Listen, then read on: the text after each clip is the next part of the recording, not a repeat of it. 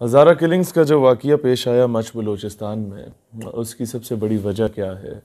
जो एक कौम उसके हक़ाइक़ से नाआशना है। पाकिस्तान में दहशत गर्दी तकरीबन ख़त्म हो चुकी है। जो पिछले 10-15 सालों में एक बड़े उरूज पर मामला था, वो पिछले 4-5 सालों में आपने देखा कि दहशत गर्दी बिल्कुल मिनिमाइज़ हो चुकी है, इंतहा पसंदी मिनिमाइज़ हो चुकी है, फ़िरक़ावारियत मिनिमाइज़ हो चुकी है। The basic reason behind it is कि कौम को मज़हबी शऊर भी आ चुका है, सियासी शऊर भी आ चुका है। और पाकिस्तान, जो कि unfortunately it was a battle field between Iran and Saudi Arabia, अब ये उस तरीके का बैटल फील्ड नहीं रहा, क्योंकि कौम मुहिब वतन होने लग गई है। कौम को पता लग गया है कि कौन लोग इनके जज्बात से खेला करते थे और इन्हें आपस में लड़वा के अपने वेस्टेड इंटरेस्ट के लिए रोल प्ले किया करते थे। अब अगर ये जो फ़िरका वारियत है, ये दो इलाकों में मौजूद है, तो उसकी सबसे बड़ी वजह क्या है? सबसे पहले आप देखें कि फ़िरका वारियत किन दो इलाकों में सबसे ज़्यादा है। नंबर 1 बलूचिस्तान के एरिया में, नंबर 2 गिलगित बल्तिस्तान के एरिया में। क्या ये महज इत्तेफाक है कि सी पैक शुरू गवादर से होता है और एंड खुंजराब पे जाके इसका होता है? दुश्मन का सबसे ज़्यादा जो, आप ये देखें कि दुनिया पाकिस्तान की तरफ नज़रें जमा के क्यों बैठी हुई है और यहीं पर फ़िरका वारियत सबसे ज़्यादा अरूज पे क्यों शो की जाती है? उसकी वजह यह है कि पाकिस्तान बहुत अरसे के बाद इकनॉमिकली स्टेबलाइज होने की तरफ जा रहा था बिकॉज ऑफ सी पैक। कि आप लोगों को रोज़गार मिलेगा, आपको उसमें से कोई कंट्री वाइड कमीशन आप समझ ले वो मिल जाएगा, आपके इंटरेस्ट काफ़ी ज़्यादा उस पर थे, आपकी इकॉनमी बेहतर होनी थी, बिज़नेस ग्रो करना था। सी पैक के पूरे रूट पे जो कई सैकड़ों किलोमीटर्स पर मुश्तमिल है, वहाँ पर आपकी इंडस्ट्रीज़ लगनी थी, वहाँ पर आपके मॉल्स बनने थे, वहाँ आपके होटल्स बनने थे, सारा कुछ था। अल्लाह करे कि हो, और पाकिस्तान जब इकनॉमिकली बेहतर होगा तो अपने कर्ज़े उतार पाएगा, जब अपने कर्ज़े उतार पाएगा तो वो दुनिया को आंखें में आंखें डाल के बात करने के काबिल हो जाएगा। अब होता क्या है कि दुश्मन ने यह कहा कि जिस रूट से आपका सी पैक शुरू हो रहा है उस इलाके को भी आप डिस्टेबलाइज करें, और जिस इलाके में जाके सी पैक ख़त्म हो रहा है उस इलाके को भी डिस्टेबलाइज किया जाए। इसलिए बलूचिस्तान और गिलगित के रास्ते को चुना गया। अब इसमें जो पहली चाल दुश्मन ने चली थी वो ये थी कि सेपरेटिस्ट मूवमेंट को लॉन्च किया जाए बलूचिस्तान में, उन्हें पीक पे लेके जाया जाए। बलूचिस्तान लिबरेशन आर्मी बनी, फिर बलूचिस्तान रिपब्लिकन आर्मी बनी, फिर BSO आज़ाद बनाई गई, फिर बलूचिस्तान लिबरेशन फ्रंट बना, फिर इन सब का एक अलाइंस बना दिया गया। और फिर देखा कि यार इन लोगों को एंटी स्टेट किया जाए। फिर बाद में ये पता चला कि जनाब नहीं, ये तो बलूचिस्तान वाले आज भी पाकिस्तान के लिए अपनी जानों का नजराना देने के लिए तैयार हैं। मसला क्या है? यहाँ की पब्लिक को पॉलिसीज से इख्तलाफ है, स्टेट की पॉलिसी से या फोर्सेस की पॉलिसी से या उनके रवैये से। ठीक है, इख्तलाफ राय हो सकता है, ये कोई इतना बड़ा मसला नहीं है, लेकिन एंटी स्टेट चले जाना वो मसला हो सकता है कि आप एक नए बांग्लादेश की तरफ जा रहे हैं। अब उसमें क्या हुआ, जो मैं खुद इस चीज़ को जानता हूँ कि जनरल आमिर रियाज ने और इससे पहले जनरल नासिर खान जंजुआ, ये दो लोग हैं जिनको मैंने बड़ा करीब से इन लोगों का रोल देखा बलूचिस्तान में, कि इन्होंने सिविलियंस को सीने से लगाना शुरू किया, जो कि एक बड़ी अनएक्सपेक्टेड किस्म की सूरत हाल थी कि ऐसी सिचुएशन में सीने से लगाना, लोगों को ऑपोजिशन को ऑन बोर्ड लेना, गवर्नमेंट को, ऑपोजिशन जमातों को एक प्लेटफॉर्म पे ले आना बलूचिस्तान में अमन व अमान के क़याम के लिए। तो उन्होंने बड़ा पॉजिटिव रोल प्ले किया। उसके बाद ये मामला काफ़ी हद तक बेहतर हुए। माजी में जो हमने गलतियाँ की, वो सबसे बड़ी गलतियाँ क्या थी? मुज़ाकरात वाली जगह पे झंडा चलाते। फॉर एग्ज़ाम्पल आप नवाब अकबर बुगटी का मामला देखें, आप लाल मस्जिद का मामला देखें, आप मंजूर पश्तीन का मामला देखें, आप इंटीरियर सिंध का मामला देखें। ये आपके अपने लोग हैं, इनको सीने से लगाओगे तो पाकिस्तान मुस्तहकम होगा। आपके लिए क्या जाता था? राव अनवार जैसे एक बंदे को आप अगर सज़ा दे देते हैं तो पूरा सूबा आपका आपके मुखालिफ खड़ा ना होता। खैर, ये समझदार के लिए इशारा काफ़ी है, मैं टेक्निकल पॉइंट समझाने की कोशिश कर रहा हूँ। और जहाँ पर डंडा चलाना चाहिए था वहाँ मुज़ाकरात कराते हैं। अब डंडा कहाँ चलाना चाहिए था? कुलभूषण यादव के मामले में, अभिनंदन के मामले में, रेमंड डेविस के मामले में, कर्नल जोसेफ के मामले में, इन सबको बाइज्जत तौर पे बरी कर दिया। एक को जेल में रखा हुआ है, वो भी फैमिली के साथ भी मिलाया जा रहा है। दुनिया में बताया जा रहा है कि जी पाकिस्तान तो बड़ा ख्याल रख रहा है। ओ भाई, दुनिया का कानून है, जिसकी लाठी उसकी भैंस, 2-2 लेतर लगाओ इन लोगों को। खैर, मैं ये इस पे किसी और दिन तफसील से बात होगी कि क्या करना चाहिए था।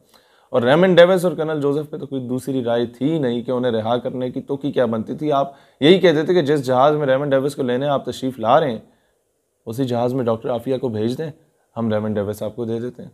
लेकिन नहीं किया। अभी जब डॉक्टर आफिया की बात की जाती है तो कहते हो आपको पता नहीं है कि शकील आफरीदी को वो मांगेंगे। तो भाई ऐसे घुघू क्यों बने हुए हो? कर्नल जोसेफ के मामले में डॉक्टर आफिया को कर लेते। खैर, अब क्या है कि दूसरी तरफ गिलगित में भी ये बात शुरू करवाना की गई कि जनाब आप सेपरेटिस्ट मूवमेंट्स लॉन्च कर लें। वहां पर भी बहुत बुरी तरह हिंदुस्तान नाकाम हो गया। जब वो नाकाम हुआ तो उसने कहा कि अब दूसरा खेल रचाया जाए, और वो खेल क्या था कि पाकिस्तान में फिरका वारियत को आम किया जाए, स्पेशली गिलगित और बलूचिस्तान के एरियाज में। जब एक जगह डिस्टेबलाइज हो जाती है, वहां पर फिरका वारियत होती है, कत्लो गारत शुरू होती है, या लसानियत की बुनियाद पर कत्लो गारत शुरू होती है, तो वहां पर इंटरनेशनल इन्वेस्टर नहीं आता। वो आते हुए 100 मरतबा सोचता है कि मैं यहाँ अपना पैसा इन्वेस्ट करूंगा तो मुझे मिलेगा क्या उसके रिवॉर्ड में। तो ये वो दुश्मन की चाल है। वरना अगर ये फिरका वारियत का मामला होता तो मासूम मजदूरों को बेचारों को ना मारा जाता।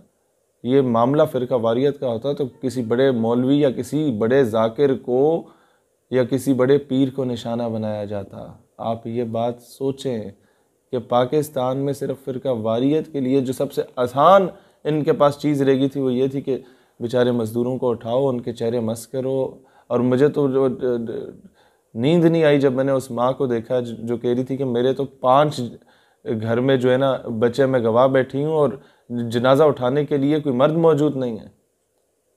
और वज़ीर आज़म साहब का एक मुंशी जाके कहता है कि जनाब वज़ीर आज़म आ जाएंगे तो आपको क्या मिलेगा। खैर, इन्हें बड़ापन दिखाना चाहिए। मैं सारे पॉलिटिकल चीज़ों से निकल के कर रहा हूँ, क्योंकि एक मुहिब वतन पाकिस्तानी जब पाकिस्तान मुश्किल वक्त में होता है तो वो ये नहीं देखता कि मैं गवर्नमेंट का हामी हूँ या अपोजिशन का हामी हूँ। वो वही मशवरा देगा जिससे पाकिस्तान का फ़ायदा है।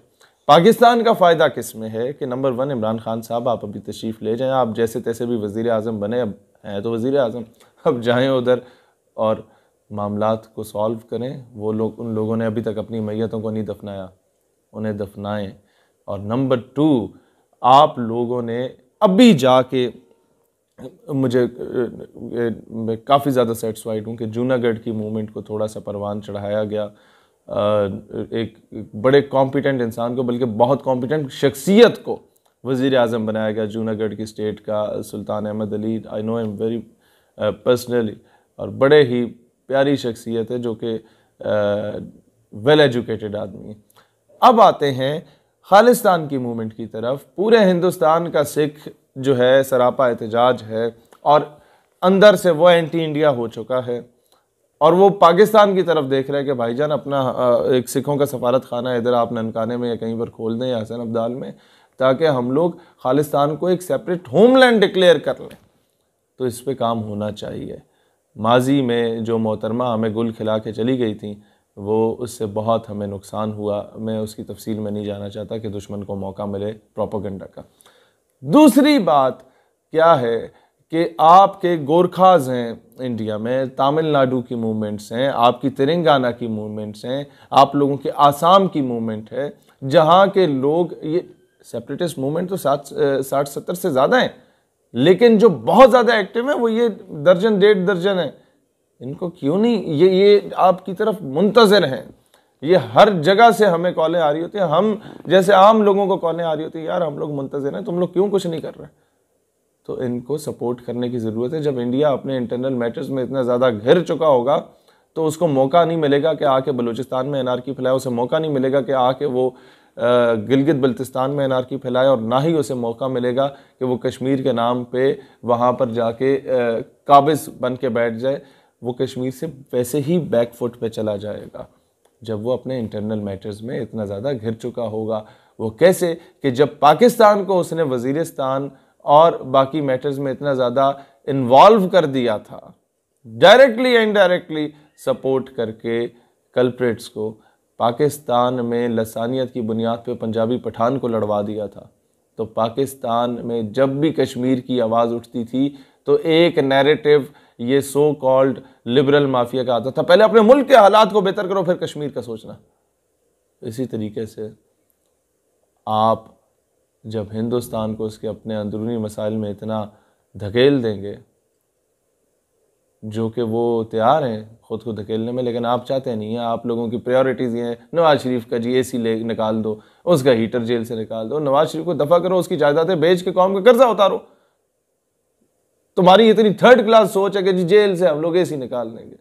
बेवकूफ़ आदमी। मतलब मुझे इसमें कोई शक नहीं कि इमरान खान पाकिस्तान से प्यार करता है, लेकिन इस ढगे को पता ही नहीं है कि एक स्टेट को चलाना कैसे है।